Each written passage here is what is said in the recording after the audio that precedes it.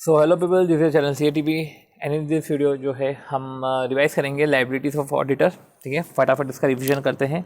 Liabilities of auditor के respect में ये सब पर्टिकुलर 1-2 पेज के है जो नोट्स है, एंड देन इसके बेसिस पे जो है हम क्वेश्चंस देख लेंगे। जो क्वेश्चन कट डाउन है वो क्वेश्चंस बिल्कुल भी हम नहीं देखने वाले हैं, क्योंकि वो क्वेश्चंस कट डाउन है। ठीक है, और जो है जो अनकट है, जो इंपॉर्टेंट एक्सट्रैक्ट है, वो हम सब चीज़ें हैं वो देख लेंगे। राइट, तो अगर हम सबसे पहले बात करें प्रोफेशनल नेग्लिजेंस की, तो प्रोफेशनल नेग्लिजेंस का मतलब क्या होता है? प्रोफेशनल नेग्लिजेंस मतलब कि यार आपकी ड्यूटी है, एग्जिस्टेंस ऑफ ड्यूटी और रिस्पॉन्सिबिलिटी। आपकी ड्यूटी है, अब आपकी ड्यूटी है और आपने ब्रीच ऑकर कर दिया, और आपके ब्रीच से क्या हो रहा है कि सामने वाली पार्टी जिसको ड्यूटी ओड थी उसको लॉस ऑकर हुआ है। ठीक है, लॉस और damages serve by the party to whom duty was owed. तो लॉस और damages serve by the party to whom duty was owed, जिसको ड्यूटी ओड थी उसको लॉस हो गया। ठीक है, ये हमारा प्रोफेशनल नेग्लिजेंस आता है। तो 3 चीज़ें आ गई इसमें। फिर आती है बात हमारी क्रिमिनल लाइबिलिटी, मतलब कि ये हमने प्रोफेशनल नेग्लिजेंस पढ़ा, अब बात आती है क्रिमिनल लाइबिलिटी की। अब क्रिमिनल लाइबिलिटी में 34 भी है, ठीक है, सेक्शन 34 भी है, 447 भी है, 448 भी है, 35 भी है, ये सब चीज़ें हम देखेंगे। ठीक है, सो स्टार्ट करते हैं। सबसे पहले सेक्शन 34। सेक्शन 34 जो बात करता है वो बात करता है क्रिमिनल लाइबिलिटी की। तो 34 जो बात कर रहा है वो क्रिमिनल लाइबिलिटी का करता है। 34 बात करता है क्रिमिनल लाइबिलिटी की, वेयर एज सेक्शन 35 बात करता है वो सिविल लाइबिलिटी की बात करता है।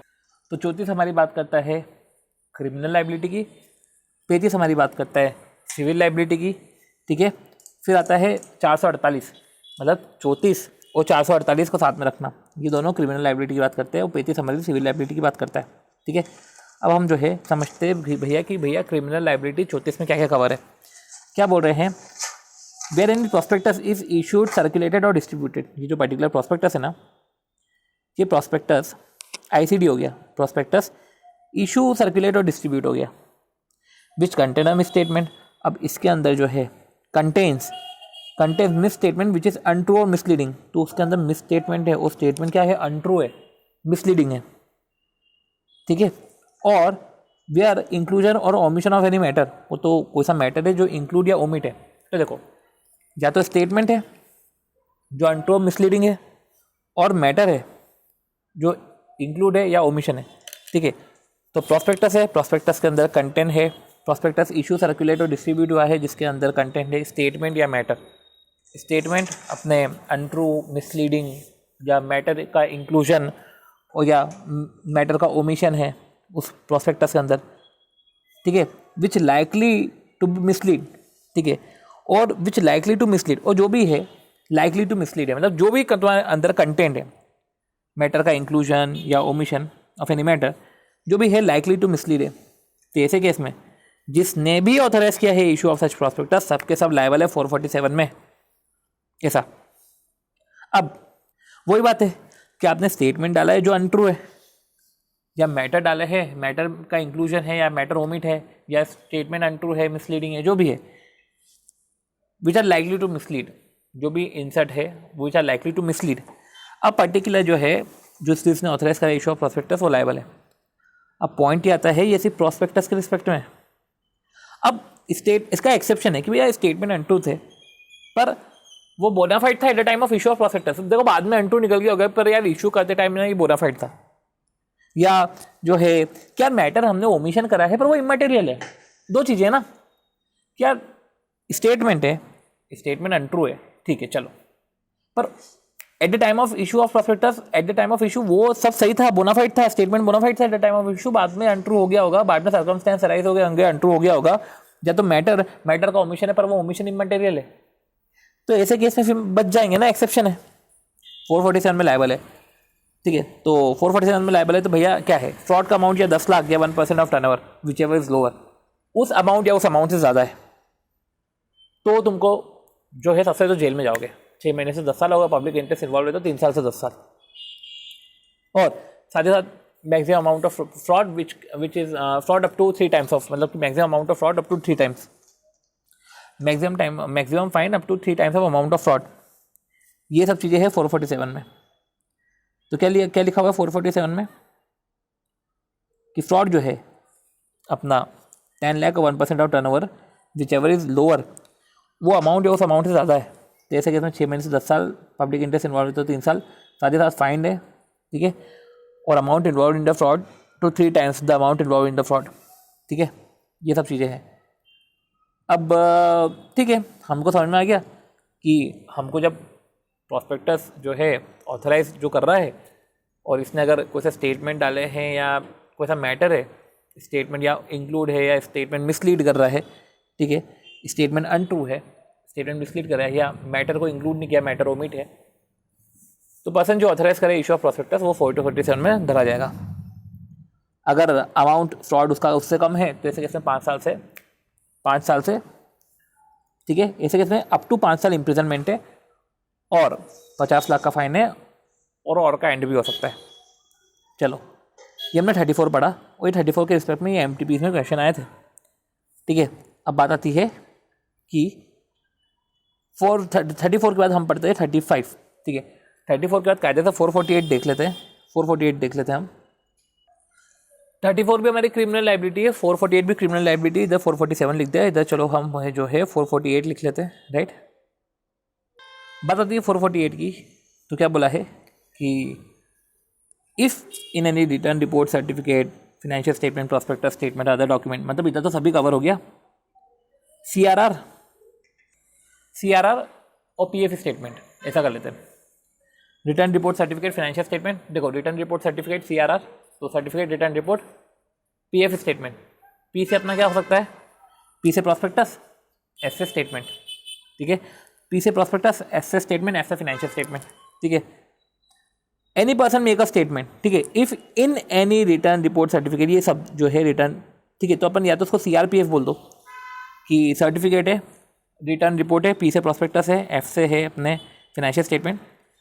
पर्सन ने स्टेटमेंट किया है, जैसे इधर स्टेटमेंट करा था ना, वैसे पर्सन ने इधर स्टेटमेंट करा, which is false in material particular knowing to be false, false है in material particular knowing to be false, या ओमिट करा है मटेरियल फैक्ट, या तो देखो तुमने डाला है पर वो फॉल्स है, ठीक है, स्टेटमेंट तुमने डाला है फॉल्स है इन मटेरियल पर्टिकुलर और नोइंग तुमको पता भी है, या तुमने स्टेटमेंट नहीं डाला, ओमिट कर दिया, ठीक है, ओमिट मटेरियल फैक्ट और नोइंग टू बी मटेरियल, 447 में लायबल हो जाओगे।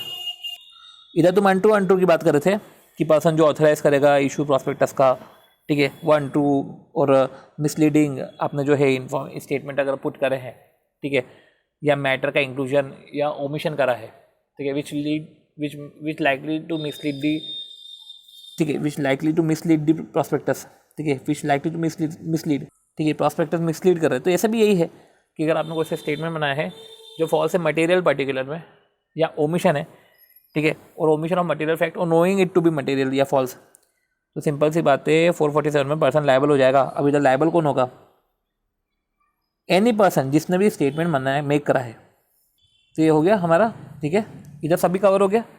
तो प्रॉस्पेक्टस हो तो ध्यान रखना, प्रॉस्पेक्टस हो तो 34 के साथ जो है 448 भी लग जाता है, ठीक है, प्रॉस्पेक्टस के अलावा हो तो फिर 448 लगेगा, ठीक है। 447 तो हमने पढ़ ही लिया था, तो चलो ठीक है, हमने वो देख लिया। अब आती बात 35 की, जैसे 34 हमारा क्रिमिनल लाइबिलिटी है, 35 हमारा जो है सिविल लाइबिलिटी है। 34 और 448 पढ़ लिया, अब हम जो है 35 पढ़ रहे। अब देखो, वेयर अ पर्सन है subscribe for securities of a company acting on any statement, देखो प्रॉस्पेक्टस में कोई से स्टेटमेंट है अनट्रू या मिसलीडिंग, या कोई सा मैटर है जिनका इंक्लूजन और omission likely to mislead the prospectus, ठीक है। अब ये प्रॉस्पेक्टस जो है, वेयर ए प्रॉस्पेक्टस है subscribe for securities of a company, where every person है subscribe for securities of a company, या किसी पर्सन ने जो है सब्सक्राइब करके रखा है सिक्योरिटीज ऑफ अ कंपनी, ठीक है, acting on any statement, acting on statement included और omission of any matter in the prospectus which is misleading, मतलब कि पर्सन ने सब्सक्राइब कर लिया एक्टिंग ऑन स्टेटमेंट या मैटर जो मिसलीडिंग है, ठीक है, वो सामने वाले को लॉस हो गया। तो सब्सक्राइब करा acting on the statement of matter जो मिसलीडिंग है, उसको जो है लॉस हो गया, ठीक है। तो एज अ कॉन्सिक्वेंस कंपनी के साथ साथ एवरी पर्सन जो डायरेक्टर है या जिसने ऑथराइज हिमसेल्फ करा है to be named as director, ठीक है, आइदर इमीडिएटली बिफोर और आफ्टर इंटरवल, और जो agreed to become a director, जो प्रमोटर है, जो एक्सपर्ट है, who authorise the issue of prospectus, ये सब के सब लायबल है कंपनसेशन पे करने के, ठीक है, to the person who has sustain loss. तो हमको यार लिखना है director and expert are pro, मतलब कि कंपनी के साथ साथ director, person who authorise himself to be director, ठीक है, या authorise himself to be named and is named in the prospectus as a director और एज एग्रीड, या तो उसने अपने आप को ऑथराइज किया कि चलो ठीक है यार आपको मेरा नाम डायरेक्टर में डाल दो, person who authorise himself to be named as director, या agree to become such director either immediately और आफ्टर इंटरवल ऑफ टाइम, या जो प्रमोटर है या जिसने ऑथराइज किया है टू इशू ऑफ प्रॉस्पेक्टस, या जो एक्सपर्ट है, ठीक है, शेयर बी लाइबल टू पे कंपनसेशन, उनको कंपनसेशन पे करना पड़ जाएगा। ये हमने पढ़ा है 35। ये हमारी होती है सिविल और क्रिमिनल लाइबिलिटीज़, ठीक है, इस तरीके से ओवर होता है। अब पॉइंट ये आता है कि सिविल और क्रिमिनल लाइबिलिटी पढ़ने के बाद कुछ लाइबिलिटी जो है सेक्शन 147 के रिस्पेक्ट में अपन बोल सकते हैं लाइबिलिटी जो है वो इनकम टैक्स के रिस्पेक्ट में, ठीक है, पर लाइबिलिटी अंडर सेक्शन 147 हम देखते हैं। अब इसमें क्या बोला है कि अगर ऑडिटर ऑफ अ कंपनी ने कॉन्ट्रावेंशन किया प्रोविजंस ऑफ 139, 143, 144, 145 इनको कॉन्ट्रावेंशन किया है, ठीक है, ऑडिटर पनिशेबल है with fine which shall not be less than 25,000 25,000 but which में एक्सटेंड टू 5 लाख। तो फाइन है 25,000 से 5 लाख और 4 टाइम्स ऑफ रेम्यूनरेशन जो भी कम हो। तो फाइन क्या है 25,000 से 5 लाख और 4 टाइम्स ऑफ रेम्यूनरेशन जो भी कम हो। ये जो है ये कंपनी एक्ट का ही हम पढ़ रहे हैं। If the auditor of a company auditor of a company contravenes any provisions of 139, 143, 144, 145, तो ऐसे केस में ऑडिटर लायबल है 25,000 से 5 लाख और 4 टाइम्स ऑफ रेम्यूनरेशन जो भी लोअर हो, ठीक है। अब अगर कॉन्ट्रावेंशन अगर नोइंगली करा है तो 25,000 से 5 लाख लेंगे, 50,000 से 25 लाख है और 8 टाइम्स ऑफ रेम्यूनरेशन है विच इज लोअर, ठीक है।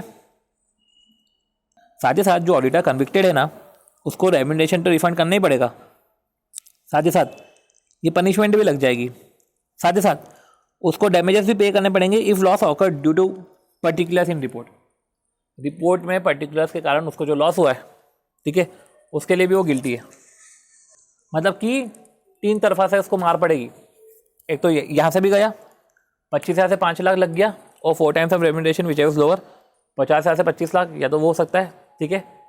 रेम्यूनरेशन जो उसको मिलेगा वो रिफंड कर देना, साथ ही साथ जो है pay damages if the loss occur due to particulars in the report. तो pay damages if loss occur due to particulars in the report, और इस तरीके से जो है हमने 147 का फाइन के रिस्पेक्ट में भी हमने पढ़ा, ठीक है। एक चीज़ हमको ये भी समझने की है कि 147(15) कि अगर आपने 143(12) में नॉन रिपोर्टिंग करी ना तो नॉन रिपोर्टिंग में 1 लाख से 25 लाख तक का फाइन है। तो देखो ये जो है हमने इस टाइप की चीज़ें समझ ली है, हमने जो लाइबिलिटीज़ है हमने कंपनीज एक्ट के रिस्पेक्ट में तो पूरी देख ली है, ठीक है। अब जो है हमको थोड़ा बहुत ये समझना पड़ेगा इनकम टैक्स के रिस्पेक्ट में, लाइबिलिटीज इनकम टैक्स के रिस्पेक्ट में। तो इनकम टैक्स के रिस्पेक्ट में भी लाइबिलिटीज है, उसका भी हमको ध्यान देना पड़ेगा। तो क्या बोल रहे हैं सेक्शन 288 कि disability to represent as SSC, बोल रहे हैं कि person who has convicted of any offence connected with any income tax proceedings. तो person who has convicted any offence, जो ऑफेंस कनेक्ट है विद इनकम टैक्स प्रोसीडिंग्स और on whom penalty has been imposed. तो मतलब कि जो person है वो प्रोहिबिटेड है फ्रॉम रिप्रेजेंटिंग, कौन, जो कन्विक्टेड है, ऑब्वियस सी बात है जो कन्विक्टेड है फॉर एन ऑफेंस, ठीक है। तो अपन यही पढ़ा जो कन्विक्टेड है फॉर एन ऑफेंस, ठीक है, या तो कन्विक्टेड है for an offence connected with income tax proceeding और जिस पे पेनल्टी इम्पोज हुई है, ठीक है, और on whom penalty has been imposed, तो पेनल्टी इम्पोज हुई है, या found guilty of professional misconduct. तो convicted for any offence in income tax proceeding और पेनल्टी इम्पोज हुई है या प्रोफेशनल मिसकंडक्ट करना है तो वो रिप्रेजेंटेटिव नहीं बन सकते, ठीक है। तो penalty has been impose under the said act is disqualified from representing the SSC. मतलब कि कन्विक्टेड है, ठीक है, कन्विक्टेड है for any offence, penalty impose हुई है, डिस्क्वालीफाइड है, या तो इन्होंने प्रोफेशनल मिसकंडक्ट करा है। तो इस तरीके से जो है हमने इधर लिख लेते हैं, इसको डीसीपी करके लिख लेते हैं। ये हमारा होता है सेक्शन 288 क्योंकि वो रिप्रेजेंटेटिव नहीं बन सकते। रही बात आती है सेक्शन 278 की, तो 278 ये बोलता है एनी पर्सन हु एक्ट और इंड्यूसेस इन एनी मैनर अनदर पर्सन, या तो वो एक्ट कर रहा है या तो इंड्यूस कर रहा है क्या कर रहा है, वो एक्ट या इंड्यूस कर रहा है in any manner another person to make और deliver to IT authorities false document, कि भाई तू आईटी अथॉरिटीज को फॉल्स डॉक्यूमेंट या डिक्लेरेशन फर्निश कर रिलेटिंग टू टैक्सेबल इनकम, और जो उसको पता है कि फॉल्स है, ठीक है, तो उस केस में इम्प्रिजनमेंट उसको 6 महीने से 7 साल तक की, ठीक है। अगर वो इंड्यूस कर रहा है, ठीक है, सिंपल से आता है, अगर वो इंड्यूस कर रहा है, सिंपल से बात है कि पर्सन हु एक्ट और induce in any manner another person को इंड्यूस कर रहा है टू मेक और डिलीवर टू आईटी अथॉरिटीज कि भैया फॉल्स डॉक्यूमेंट डिलीवर कर दे रिलेटिंग टू टैक्सेबल इनकम। बात भी क्या है, वो रिलेटिंग टू टैक्सेबल इनकम उसको पता है, नोन्स टू बी फॉल्स, तो ऐसे केस में उसे जो है इम्प्रिजनमेंट है, ठीक है। और रही बात है इम्प्रिजनमेंट की, तो 6 महीने से 7 साल तक की है, और इफ टैक्स इवेडेड और attempt to evaded exceed 25 lakh, और इम्प्रिजनमेंट 3 महीने से 2 साल तक की है अगर जो है टैक्स इवेडेड और attempt to be evaded 25 lakh है। फिर रूल 12 ये आता है, a CA whose authorised representative has prepared a return filed by the SSC. तो सीए जो ऑथराइज्ड रिप्रेजेंटेटिव है उसने एक रिटर्न प्रिपेयर करा, has prepared a return filed by the SSC, has to furnish to AO particular of account, statement and other documents supplied to him by the SSC for the preparation of return।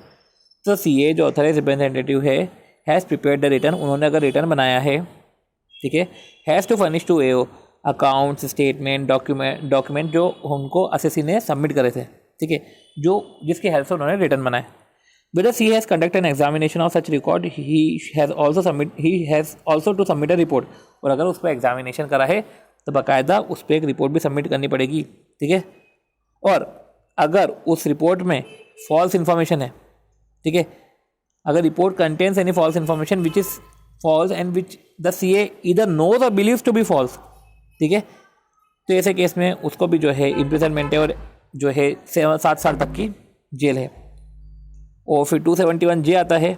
271J बोलता है कि incorrect information अगर आप report और certificate में दे रहे हो furnished under this act और रूल्स, द ए और CIT अपील्स में इम्पोज अ पेनल्टी। तो इनकरेक्ट इन्फॉर्मेशन दे रहे हो रिपोर्ट और सर्टिफिकेट में, तो AO या CIT अपील जो है पेनल्टी इम्पोज कर सकता है 10,000 तक की फॉर ईच सच फेलियर, ठीक है। तो हमने रूल 12 में क्या देखा कि CA जो ऑथराइज रिप्रेजेंटेटिव है उसने रिटर्न फाइल करे हैं, ठीक है, उसको AO को फर्निश करना पड़ेगा अकाउंट, स्टेटमेंट, अदर डॉक्यूमेंट। और इनफैक्ट अगर CA ने जो है एग्जामिनेशन कंडक्ट करी है तो रिपोर्ट भी सबमिट करनी पड़ेगी, और रिपोर्ट में फॉल्स इन्फॉर्मेशन है, उसको पता है कि ये फॉल्स भी थी, तो फिर तो वो रिगरस इम्प्रिजनमेंट में लायबल है। और वही है कि अगर जो है आपने इनकरेक्ट इन्फॉर्मेशन रिपोर्ट और सर्टिफिकेट में डाली है अंडर दिस एक्ट, तो AO और CIT अपील जो भी है, ठीक है, वो 10,000 ईच फेलियर के लिए कर सकते हैं रिपोर्ट। अब पॉइंट ये है कि सेक्शन 147 के रिस्पेक्ट में जो है अगर लाइबिलिटी अगर हम देखें, हमने सेक्शन 147 पढ़ा है, 147 के रिस्पेक्ट में हम पेनल्टी देख लेते हैं, कभी कुछ पेनल्टी दे के रखी हो, कोई सा क्वेश्चन आया हुआ हो तो हम 147 पे भी देख लेते हैं। सो इस तरीके से जो है हमने लाइबिलिटीज़ ऑफ ऑडिटर के रिस्पेक्ट में जो है पर्टिकुलर क्वेश्चंस देखे हैं, पर्टिकुलर प्रोविजंस को हमने जो है समड अप किया है। कुछ छोटी छोटी चीज़ें जो याद रखने की ज़रूरत है कि शेड्यूल 3 में जो है स्पेसिफिक डिस्क्लोजर लगता है कि loans and advances due by director और other officer of the company, या लोन ड्यू बाय फर्म और private company respectively in which director is a partner और डायरेक्टर और मेंबर। मतलब कि लोन्स एंड एडवांसेस जो है अगर हमने डायरेक्टर को दे के रखे हैं तो वो हमको बताना पड़ता है। इनफैक्ट फर्म, डायरेक्टर या फर्म और कंपनी जिसमें डायरेक्टर जो है डायरेक्टर इन्वॉल्व है या अपन डायरेक्टर का सब इंटरेस्ट है, ठीक है, डायरेक्टर वहाँ पे पार्टनर, डायरेक्टर या मेंबर है, तो उधर भी हमको जो है वो सब चीज़ें भी हमको डिस्क्लोज करनी पड़ती है, ठीक है। 188, 184, 189 के रिस्पेक्ट में था कि no company shall enter into any contract और अरेंजमेंट विद रिलेटेड पार्टी। कोई भी कंपनी जो है एंटर नहीं हो सकती कॉन्ट्रैक्ट और अरेंजमेंट में विद रिलेटेड पार्टी, एक्सेप्ट अगर बोर्ड रिजोल्यूशन पास हो तो। 184 बोलता है कि required disclosure of interest by director. तो अगर डायरेक्टर का डिस्क्लोजर है, डायरेक्टर का इंटरेस्ट है किसी कॉन्ट्रैक्ट में, तो 184 में भैया बोलता है 184 में कि आपको डिस्क्लोज करना है। और 189 बोलता है कि जिसपे 184, 188 अप्लाई होता है, ठीक है, सिंपल सी बात है, आपको एक या एक से ज़्यादा रजिस्टर रखने पड़ेंगे। इंटरनल कंट्रोल बेसिस के रिस्पेक्ट में कुछ था, ठीक है। और ये कुछ छोटी चीज़ें हैं कि after communication statutory auditor properly and adequately extended the audit programme of the previous year. बोला ये गया है कि ऑडिटर को कुछ फ्लॉज पता चले हैं, ठीक है, अब क्या बोला है, स्टैट्यूटरी ऑडिटर ने properly and adequately extend the audit programme of the previous year. Statutory auditor को प्रॉपर्ली एंड एडिक्वेटली एक्सटेंड कर देना चाहिए audit programme of previous year in case अगर उसको कुछ फ्लॉज पता चलते हैं तो, ठीक है। और if the circumstances indicate the possible existence of fraud और error then the auditor should consider potential effect on the financial information. अगर सर्कमस्टेंसेस जो इंडिकेट कर रहे हैं कि भैया पॉसिबल एग्जिस्टेंस है फ्रॉड और एरर का, ठीक है, तो अगर सर्कमस्टेंस इंडिकेट करे तो उसको पोटेंशियल इफेक्ट देखना चाहिए कि इसका पोटेंशियल इफेक्ट क्या होगा, ठीक है। The auditor should consider the potential effect of the financial information if auditor believe that the potential effect turns out to be material. उसको लग रहा है कि ये पोटेंशियल इफेक्ट तो मटेरियल है, ठीक है, उसको लग रहा है कि पोटेंशियल इफेक्ट मटेरियल है, तो ऐसे केस में उसको एडिशनल ऑडिट प्रोसीजर लगाने पड़ेंगे क्योंकि उसको एक सर्कमस्टेंस इंडिकेट कर गया है जिसमें उसको लग रहा है कि फ्रॉड है, ठीक है, कि एग्जिस्टेंस ऑफ फ्रॉड तो है, उसने उसका पोटेंशियल इफेक्ट देखा, पता चला कि ये तो मटेरियल है, तो ऐसे केस में बाकायदा उसको एडिशनल ऑडिट प्रोसीजर लगाने पड़ेंगे। ऑडिटर की कोई ड्यूटी नहीं है डेप्थ में जाके चेक करने की, ठीक है, डेप्थ में तब भी चेक करेगा जब उसको सस्पिशन अराउज होगा, ठीक है। तो यही है कि अबाउट इंटरनल कंट्रोल के रिस्पेक्ट में ऑडिटर को कुछ ऐसा बोलने का रहता है कि if on the basis of audit work perform, जो उसने ऑडिट वर्क करा है, he has identified deficiencies in internal control and he determined that such deficiency in total constitute significant deficiencies. Audit करने के दौरान अगर उसको इंटरनल कंट्रोल में डेफिशिएंसी दिख रही है और इंटरनल कंट्रोल की टोटल डेफिशिएंसी सारी सिग्निफिकेंट है, तो ऐसे केस में वो सिग्निफिकेंट डेफिशिएंसीज कम्युनिकेट करे in writing to TCWG management on a timely basis पे कम्युनिकेट कर देना। फिर जो है ये लाइबिलिटीज ऑफ ऑडिटर है, मतलब कि इन केस मतलब कि आपको ये सब चीज़ों का ध्यान रखना पड़ेगा, ड्यूटीज़ है कि इन सब चीज़ों का आपको ध्यान रखना है। तो कम्युनिकेशन के रिस्पेक्ट में है, ठीक है, ड्यूटीज़ है कम्युनिकेशन के रिस्पेक्ट में, इंटरनल कंट्रोल के रिस्पेक्ट में ड्यूटीज़ है, ठीक है। और रही बात है तो जो है स्पेसिफिक डिस्क्लोजर की नीड रहती है। तो इस तरीके से अगर हम देखें तो हमने लाइबिलिटीज ऑफ ऑडिटर के रिस्पेक्ट में हमने सब कुछ खत्म कर लिया। अगर हम देखें इसका क्वेश्चन कि what are the liabilities of chartered accountant under income tax act 1961 for furnish incorrect statement in report और सर्टिफिकेट। देखो रिपोर्ट और सर्टिफिकेट आ गया, इनकरेक्ट स्टेटमेंट आ गया, वही अपन ने पढ़ा था ना 10,000, ठीक है, फॉर ईच सच रिपोर्ट। और जो है AO या CIT अपील जो है इसके रिस्पेक्ट में कर सकता है, पेनल्टी लगा सकता है, ठीक है। तो ये तो हो गया इनकरेक्ट स्टेटमेंट कोई रिपोर्ट और सर्टिफिकेट में डाला। साथ ही साथ जो है इसने 278 भी इन्वॉल्व कर दिया। अब 278 क्या बोलता था, 278 भी देख लेते कि 278 क्या बोल रहा था कि इनकरेक्ट स्टेटमेंट जो है रिपोर्ट और सर्टिफिकेट में, ओके, तो एनी पर्सन हु एक्ट और induce in any manner another person, अगर वो एक्ट कर रहा है या किसी को इंड्यूस कर रहा है, ठीक है, कि वो डिलीवर करे IT अथॉरिटीज़ को false statement account relating to taxable income, वो उसको पता है नोइंग टू बी फॉल्स, ठीक है। और तो ऐसे केस में जो है, ठीक है, ऐसे केस में इम्प्रिजनमेंट है 6 महीने से 7 साल तक की, अगर टैक्स इवेजन जो है 25 लाख से ज़्यादा तक का हो तो, अदरवाइज 3 महीने से 2 साल तक का है। तो समझो इधर बोला है कि liability of chartered accountant for incorrect information, आप किसी रिपोर्ट या सर्टिफिकेट में जो है इनकरेक्ट इन्फॉर्मेशन दे रहे हो, तो अगर रिपोर्ट और सर्टिफिकेट है तो RC है, तो 271J है, और सैड है स्टेटमेंट अकाउंट और डिक्लेरेशन है, ठीक है, रिलेटिंग टू टैक्सेबल इनकम, तो ऐसे केस में जो है 278 है।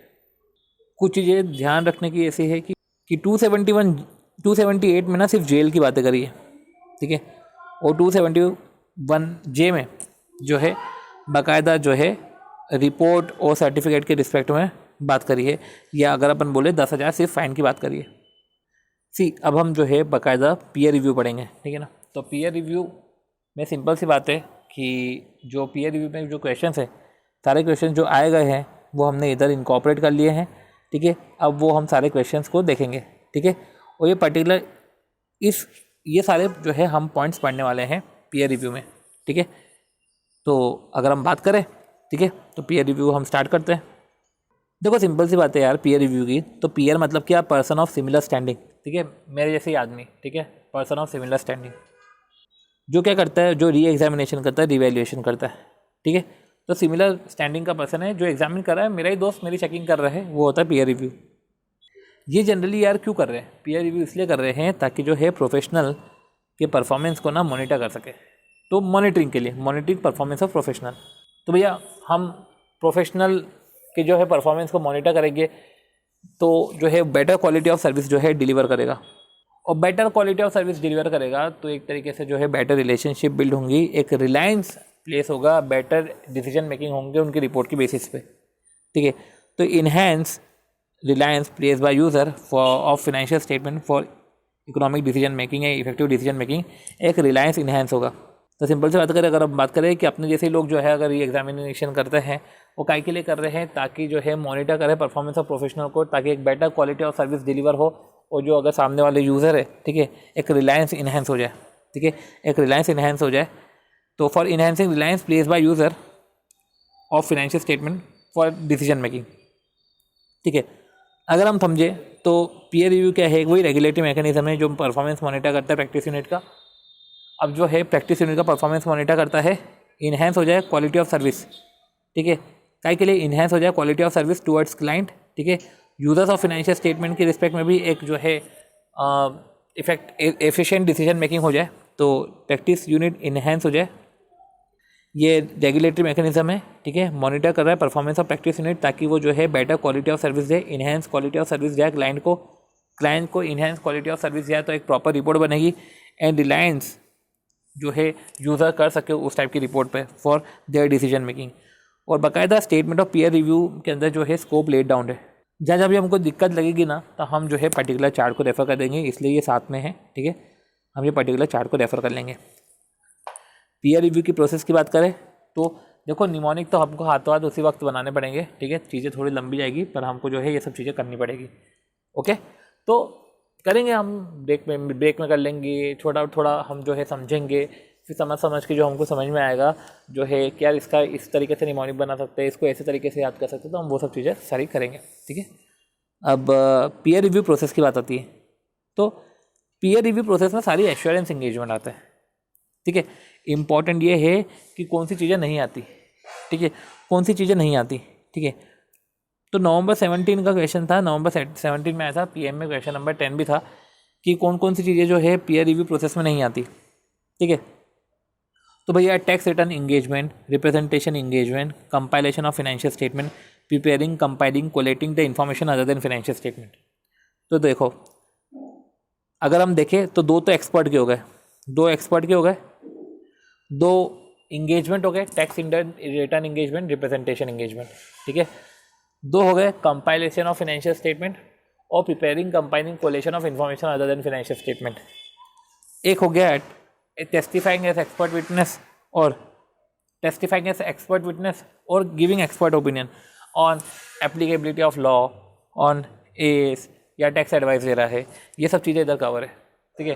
तो एक्सपर्ट ओपिनियन है on applicability of law S या टैक्स ओपिनियन दे रहा है या टेस्टिफाइंग एज एक्सपर्ट विटनेस, ये 6 चीज़ें हैं, ठीक है। तो हम याद करते करते सब करेंगे, ठीक है ना। तो क्या होगा, एक टैक्स रिटर्न इंगेजमेंट हो गया, एक रिप्रेजेंटेशन इंगेजमेंट हो गया, compiling financial statement, preparing, compiling, collecting information other than financial statement, testifying as expert witness, और साथ ही साथ हम क्या करेंगे, टेस्टिफाइंग एज एक्सपर्ट विटनेस के साथ giving expert advice on the applicability of as, SS, tax advises, ठीक है। तो ये सब चीज़ें एप्लीकेबिलिटी ऑफ लॉ, इन सब के बारे में बात करिए।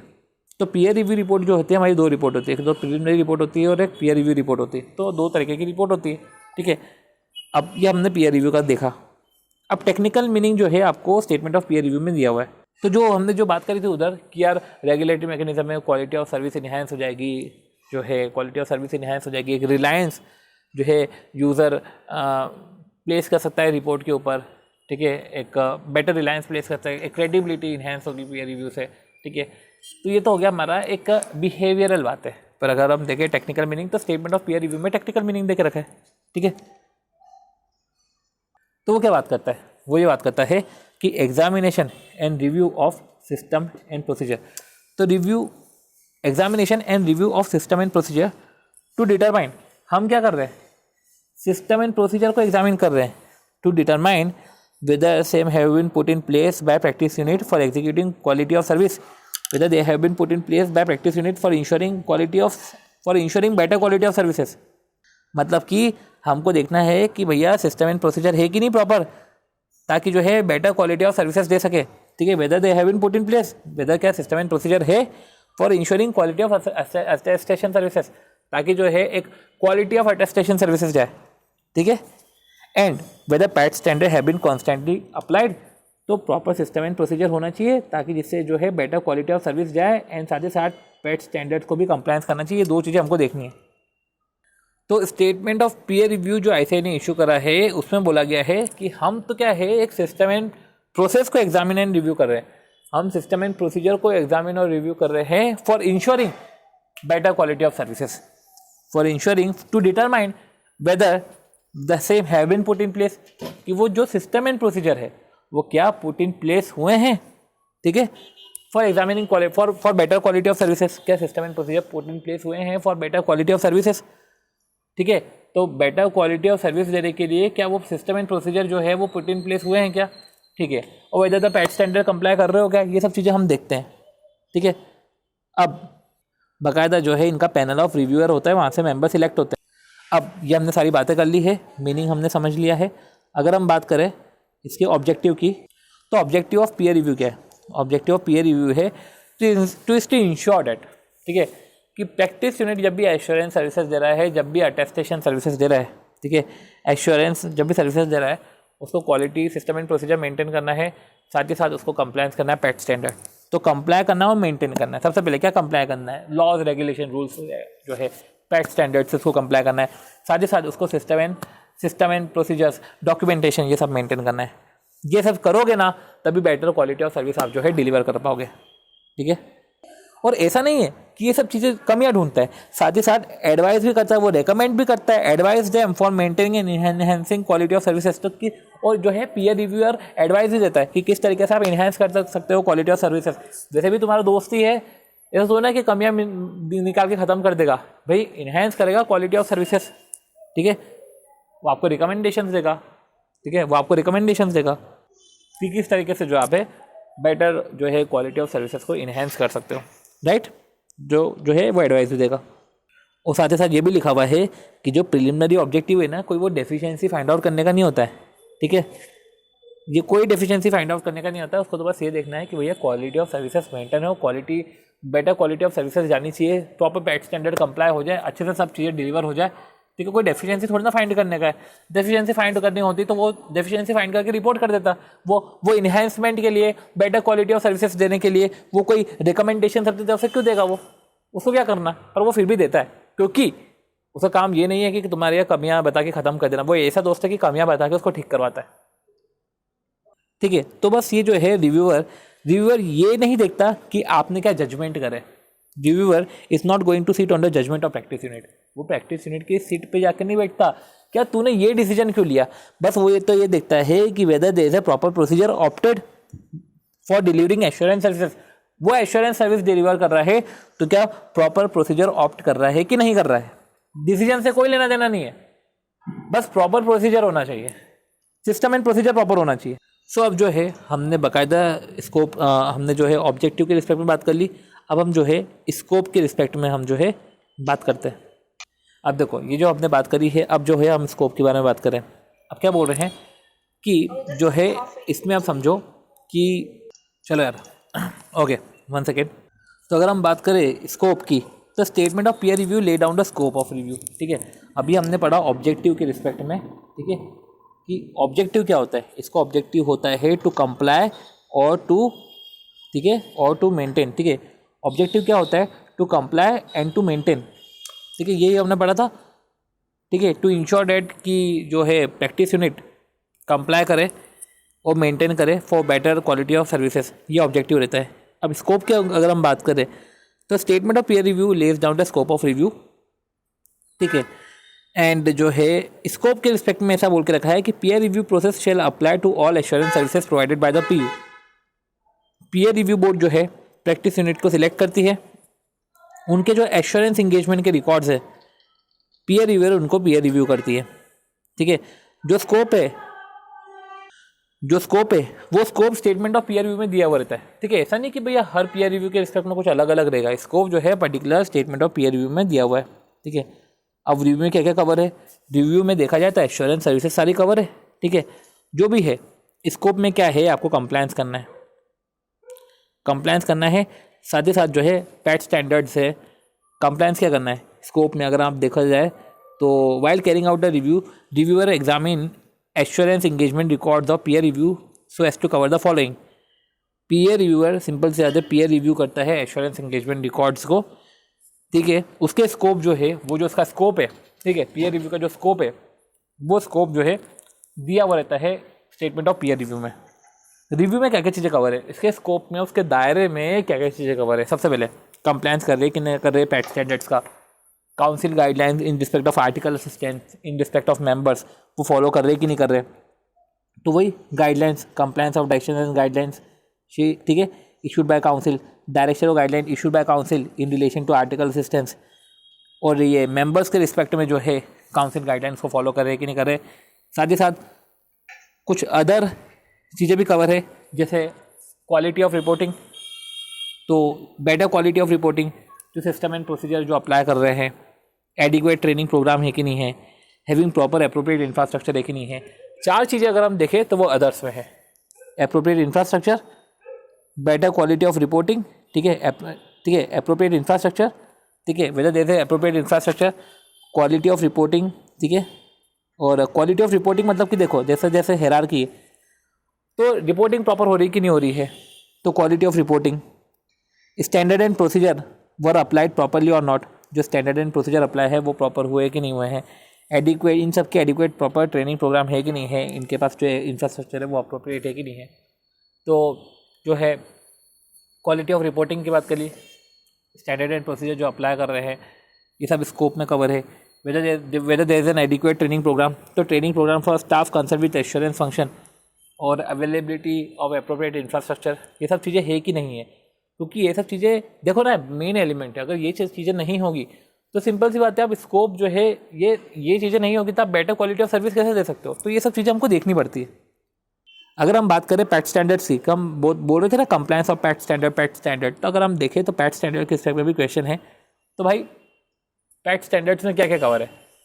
पैट स्टैंडर्ड में अगर देखा जाए तो ICAI ने जो स्टैंडर्ड इशू करे हैं, AS engagement quality control standards, SQCs जो इशू करके रखे हैं, तो जो AS है एंगेजमेंट स्टैंडर्ड है, इंटरनल ऑडिट स्टैंडर्ड है, इनफैक्ट स्टैट्यूटरी ऑडिट तो स्टैंडर्ड से ही AS SQC engagement standard, internal audit standard ICAI issue करता है, सेंट्रल गवर्नमेंट नोटिफाई करता है। फिर statement, SQC, guidance note, notification, pronouncement, ठीक है, ये सब पैट स्टैंडर्ड में कवर है। तो पैट स्टैंडर्ड में क्या क्या कवर है अगर हम देखें तो AS की बात कर ली, ये स्टैंडर्ड, गाइडेंस नोट, ठीक है, statement of internal audit, pronouncement, directions. अब समझने का जो है वो है framework for presentation of financial statement, ठीक है, फ्रेमवर्क ऑफ स्टेटमेंट, जैसे एसेस के रिस्पेक्ट में फ्रेमवर्क है तो ये भी तो कंप्लायंस करना पड़ता है।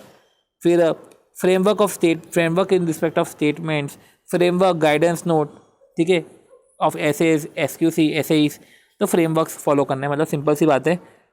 AS एंगेजमेंट स्टैंडर्ड्स, ठीक है, इंटरनल ऑडिट स्टैंडर्ड्स, ये हमको देखने के हैं।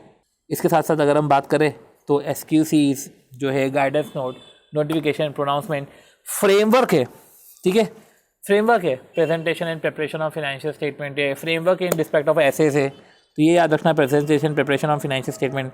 एंड ये है provisions of relevant statutes and relevant regulation in the context of specific engagement के रिस्पेक्ट में रेलेवेंट स्टैट्यूट्स भी हमको ध्यान रखना पड़ेगा। Provisions of various relevant statutes और regulation applicable to the specific engagement, ठीक है, जैसा नहीं कि भैया स्पेसिफिक एंगेजमेंट के रिस्पेक्ट में कुछ रेलेवेंट स्टैट्यूट्स है तो आपको वो सब भी ध्यान रखना पड़ता है। तो ये जो हम बात कर रहे हैं, ये हम बात कर रहे हैं बाकायदा, ये है पैट स्टैंडर्ड के रिस्पेक्ट में। अब बात आती है 5 जनरल कंट्रोल की, तो ठीक है, तो भाई 5 जनरल कंट्रोल्स है। तो सिंपल सी बात है कि बिफोर रिव्यूइंग और सिलेक्टिंग एश्योरेंस एंगेजमेंट, आप एश्योरेंस एंगेजमेंट को सिलेक्ट करो, क्योंकि आप एश्योरेंस एंगेजमेंट रिकॉर्ड को ही देखते हो, तो उसको सिलेक्ट करने से पहले तो रिव्यूअर को कैरी आउट करना पड़ता है कंप्लायंस रिव्यू। ये कंप्लायंस रिव्यू है एक तरीके से, 5 जनरल कंट्रोल से ये कंप्लायंस रिव्यू है, ठीक है। अब कंप्लायंस रिव्यू 5 जनरल कंट्रोल, तो मौसी है, तो maintenance of professional skills and standard, maintenance of professional skills and standard, O से आउटसाइड कंसल्टेशन, S से staff supervision and development, A से ऑफिस एडमिनिस्ट्रेशन, I से इंडिपेंडेंस। तो मौसा मौसी आप बोल सकते हो, मौसा मौसी कैसे, कि आपको कंप्लायंस रिव्यू करना पड़ता है 5 जनरल कंट्रोल का कि भैया एफ से maintenance of professional skills and scepticism है कि नहीं, ओ से आउटसाइड कंसल्टेशन क्या ले सकते हैं, लेते हैं कि नहीं लेते हैं, आउटसाइड कंसल्टेशन लेते हैं कि नहीं लेते हैं, staff supervision and development properly होता है कि नहीं होता है, ए से एडमिनिस्ट्रेशन प्रॉपर है कि नहीं है, देयर हैज़ बीन इंडिपेंडेंस, तो इंडिपेंडेंस है कि नहीं है, तो मौसा मौसी।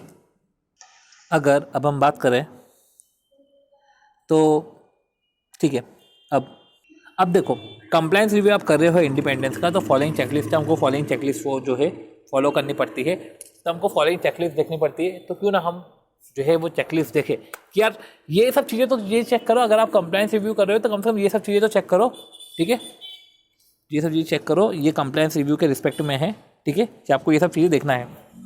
और कंप्लायंस रिव्यू में भी इंडिपेंडेंस चेक करने में ये सब चीज़ें हैं, ठीक है। तो देखो क्या बोल रहे हैं कि while reviewing independence following is a checklist.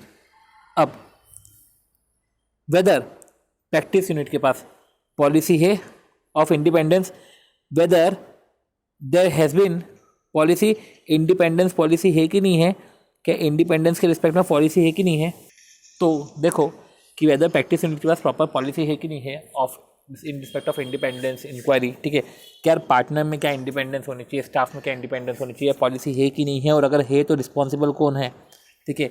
ये जो पॉलिसीज़ है ये जो तुमने बना के रखी है, तो चलो हमको पता चल गया कि है, चलो इस पर्सन ने बनाई है, कौन रिस्पॉन्सिबल है। ये जो पॉलिसीज़ है वो कम्युनिकेट कर रही कि नहीं करी, whether there policy has been there is communication of such policy, वो पॉलिसी कम्युनिकेट कर रही है, तो क्या लोग कंप्लायंस कर रहे हैं कि नहीं कर रहे हैं, और अगर कभी कंप्लायंस कर रहे हैं कि नहीं कर रहे हैं, प्रॉपर मॉनिटरिंग हो रही है कि नहीं हो रही है, ठीक है। तो ये सब चीज़ें जो है हमको देखना पड़ता है कि यार पॉलिसी है कि नहीं है इन रिस्पेक्ट ऑफ पार्टनर स्टाफ, चलो है, कौन रिस्पॉन्सिबल है। अच्छा, अब पॉलिसी है तो बाकायदा सिंपल सी बात है, वो क्या सबको कम्युनिकेट करी है, वो कम्युनिकेट करी है तो लोग उसका कंप्लायंस कर रहे हैं कि नहीं कर रहे हैं, तो मैं मॉनिटर करो, ठीक है।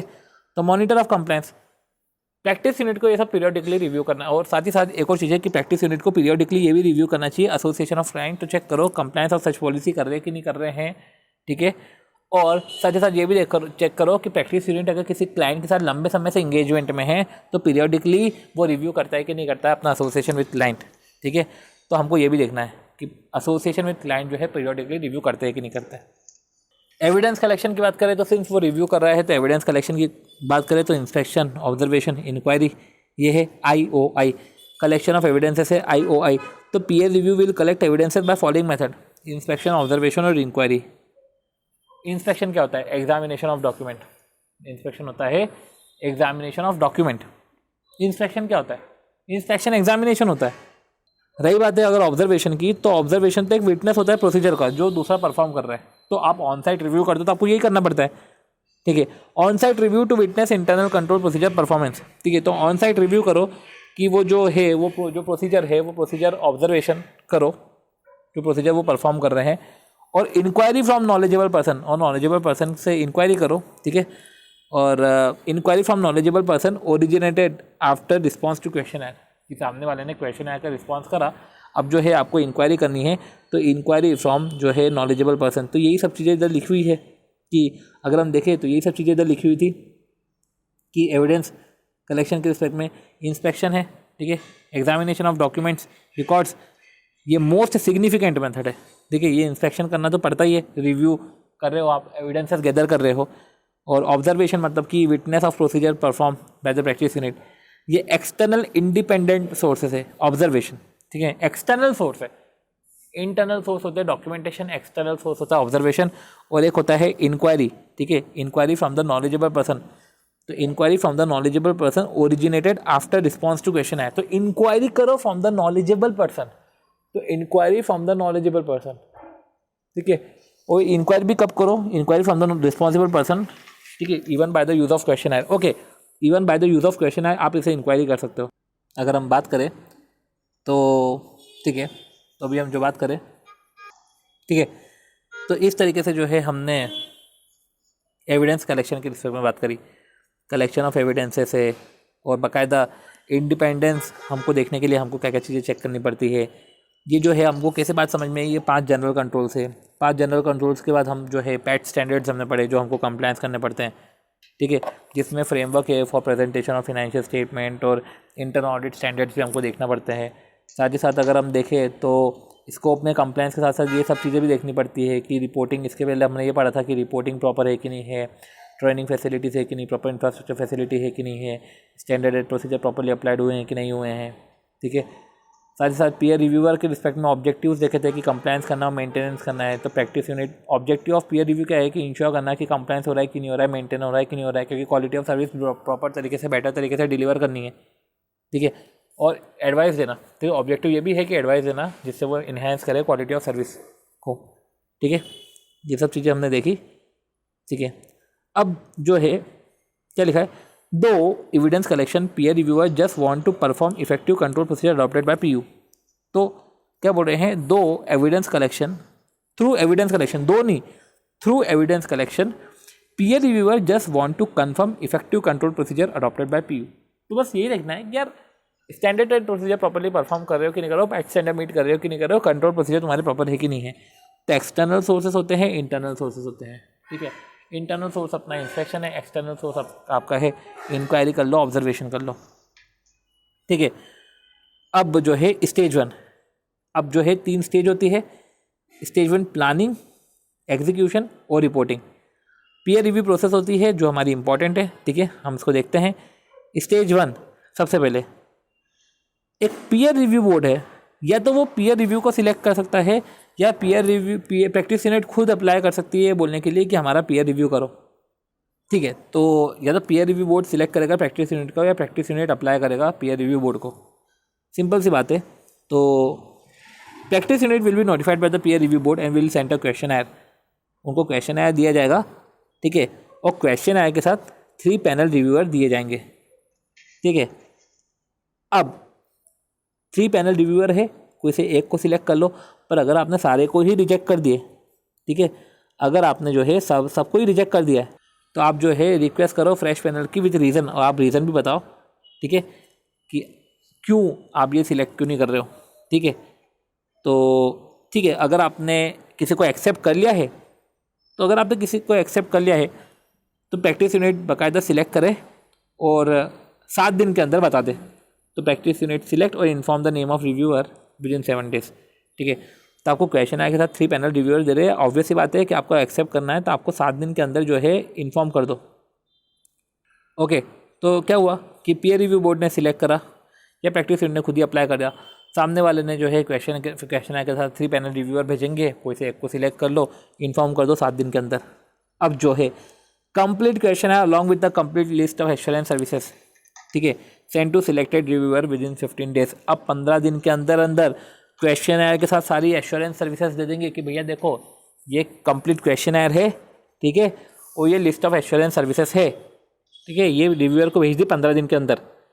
अब प्रैक्टिस यूनिट को प्रोवाइड करो to provide any other information which the reviewer may seek. और अगर रिव्यूअर को और इन्फॉर्मेशन चाहिए तो बाकायदा वो जो है अदर इन्फॉर्मेशन भी मांग सकता है। ठीक है, तो क्वेश्चन आयर भेजा and list of assurance services भेजी, उसको अदर इन्फॉर्मेशन चाहिए तो पीयर रिव्यूअर का अदर इन्फॉर्मेशन दो। ठीक है, अब जो है इनिशियल सैंपल जो है पीयर रिव्यूअर सिलेक्ट करेगा। ठीक है, ओके, तो initial sample is selected by the reviewer from the representation of PU.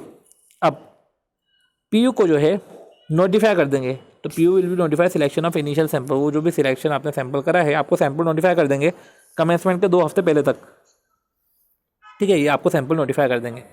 तो सिंपल सी बात है यार, peer review board practice unit को सिलेक्ट करेगा या तो खुद ही वो अप्लाई करने चले जाएंगे जो है पीयर रिव्यू बोर्ड। फिर क्वेश्चन आए के साथ 3 पैनल रिव्यूअर देगा, या किसी को एक को एक्सेप्ट कर लेंगे या तीनों को रिजेक्ट कर लेंगे, जो भी है वो डिमांड कर सकते हैं फ्रेश पैनल की। एक्सेप्ट कर लेंगे 7 दिन के अंदर, एक्सेप्ट कर लेंगे उनको। अगर एक्सेप्ट करना तो 7 दिन के अंदर एक्सेप्ट करे। एक्सेप्ट करने के बाद 15 दिन के अंदर अंदर जो है वो क्वेश्चन आए के साथ लिस्ट ऑफ एश्योरेंस सर्विसेज भेज देंगे। अब क्वेश्चन आए के साथ लिस्ट ऑफ एश्योरेंस सर्विसेज भेजे तो उसमें से सैंपल सिलेक्ट करके और सैंपल जो है कमेंसमेंट के 2 हफ्ते पहले तक ही जो है एडवांस में नोटिफाई कर दो कि भैया देखो ऐसा ऐसा है। ठीक है, मैं आ रहा हूँ ये चेक करने के लिए। तो selection of initial sample 2 week in advance of commencement of review. अब स्टेज 2 और 3 क्या होता है, एग्जीक्यूशन एंड रिपोर्टिंग स्टेज। तब क्या हो रहा है, stage 2 and 3 execution and reporting stage of peer review process.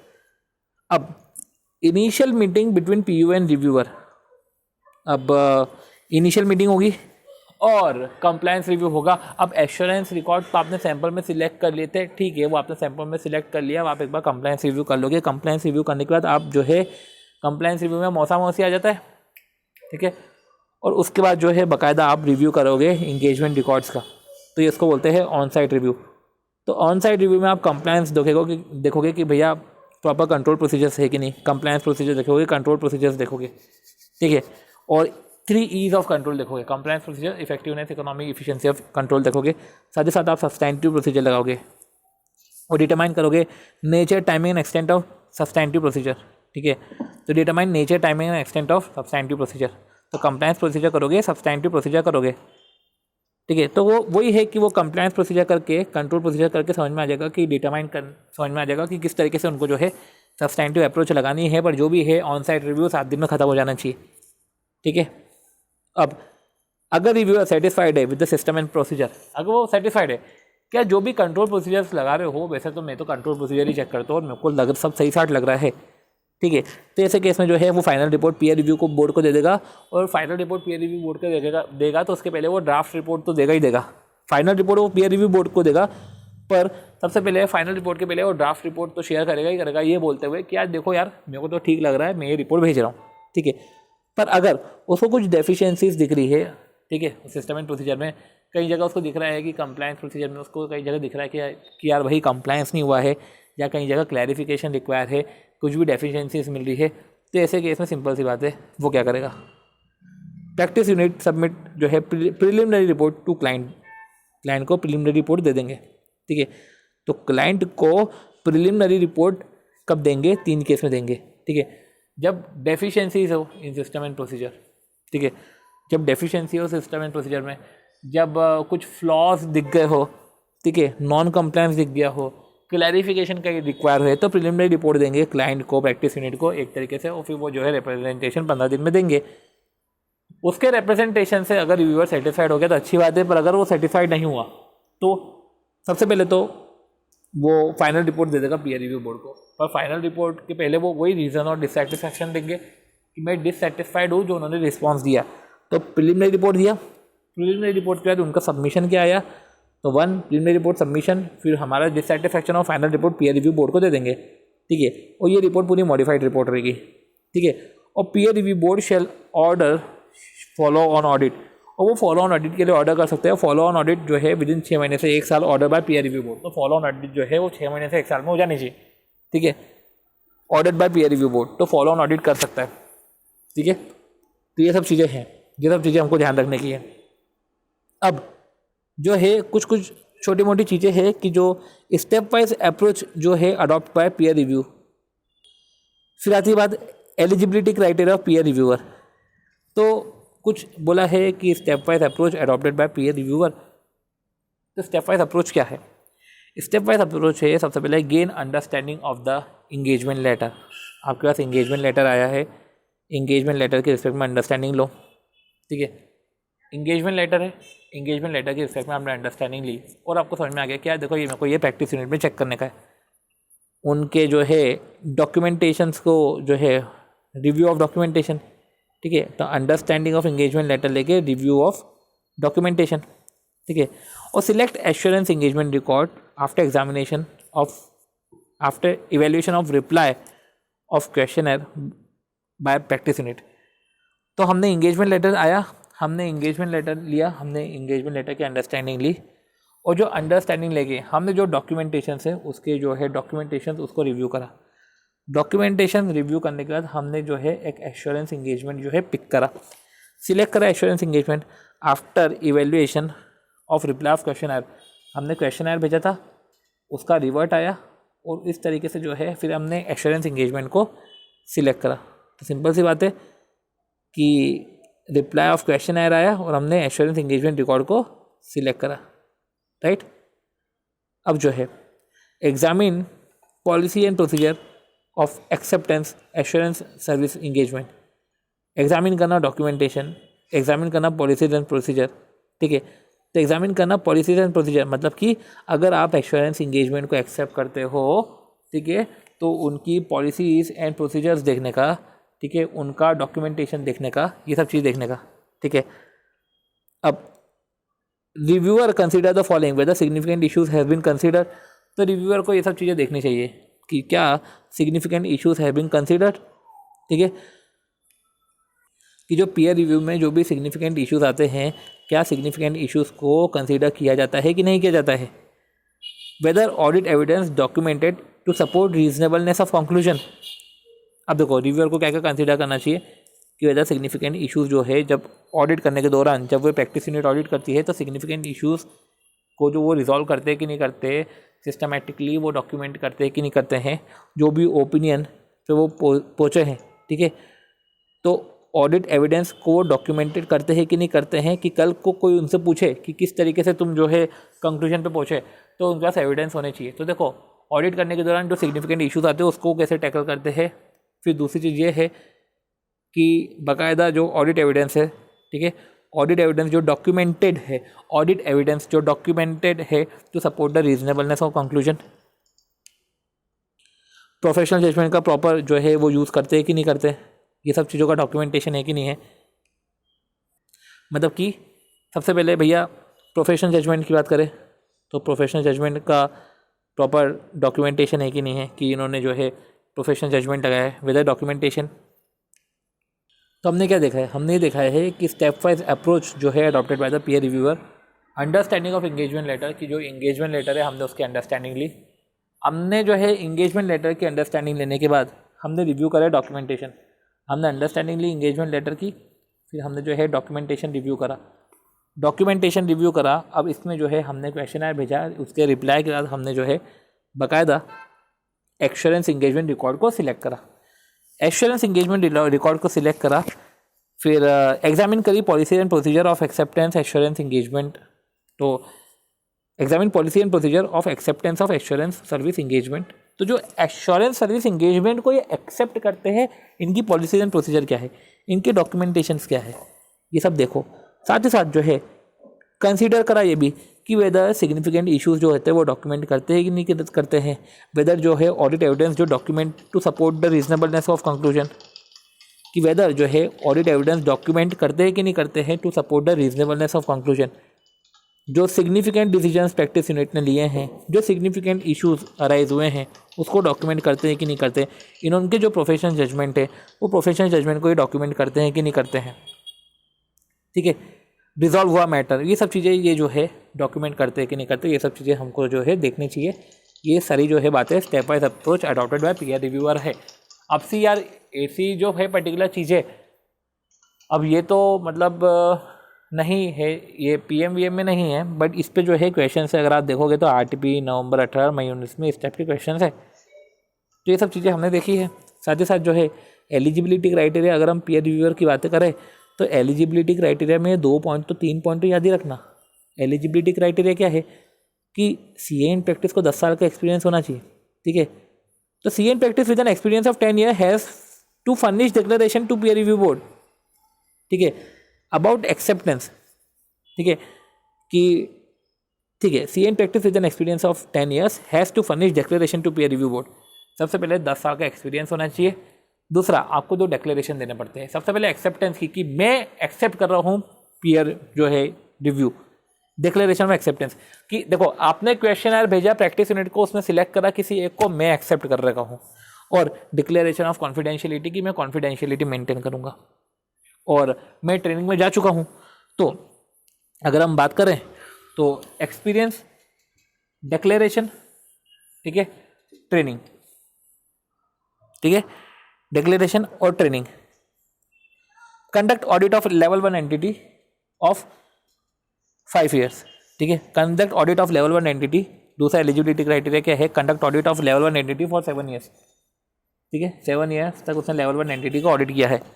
और कोई डिसिप्लिनरी एक्शन अगेंस्ट, हाँ, कोई डिसिप्लिनरी एक्शन नहीं है, कोई पेंडिंग प्रोसीडिंग्स नहीं है, कोई गिल्टी नहीं है, कोई कन्विक्टेड बाय नहीं है कोर्ट, कोई कन्फ्लिक्ट ऑफ इंटरेस्ट नहीं है, ठीक है, ठीक है। तो एडिट, इसका निमोनिक बनाया है एडिट।